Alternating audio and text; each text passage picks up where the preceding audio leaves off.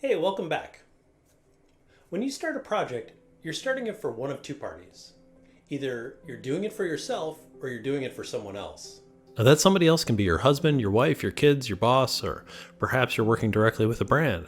Either way, you've got an extra bit of inspiration by using whomever you're working for as a point of influence for the design. Let me give you an example. A project I did recently was to design a set of end tables for my bedroom.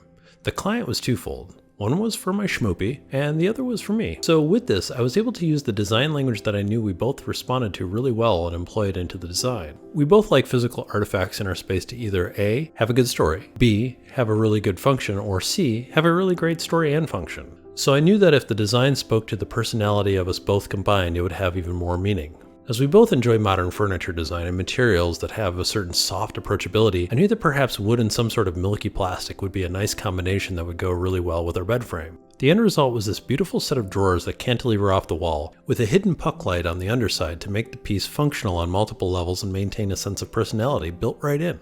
As a matter of fact, when I was modeling the pieces, we sat in the room and made on-the-fly design calls together so that it would be a joint project. Another example that was more business-based was working with an outdoor accessory manufacturer and supplier here in Portland, Oregon. CCD was brought in to consult on multiple facets of work, and one happened to be creating new products for the catalog.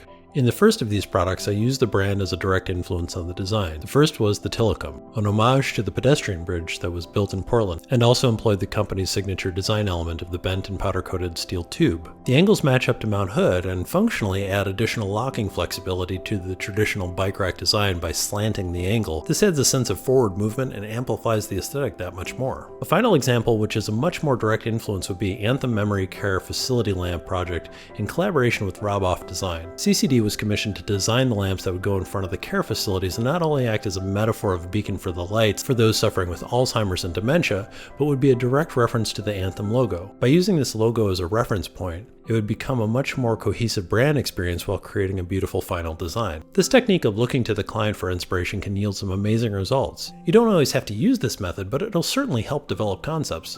And more often than not, your clients are going to naturally lean towards these solutions because of the familiarity and longer-term strategy that they offer in extending the reach of the brand itself. Send me some of your thoughts. Have you ever used your client's brand as either a jumping off point or as a reference guide when developing a product, solution, or service?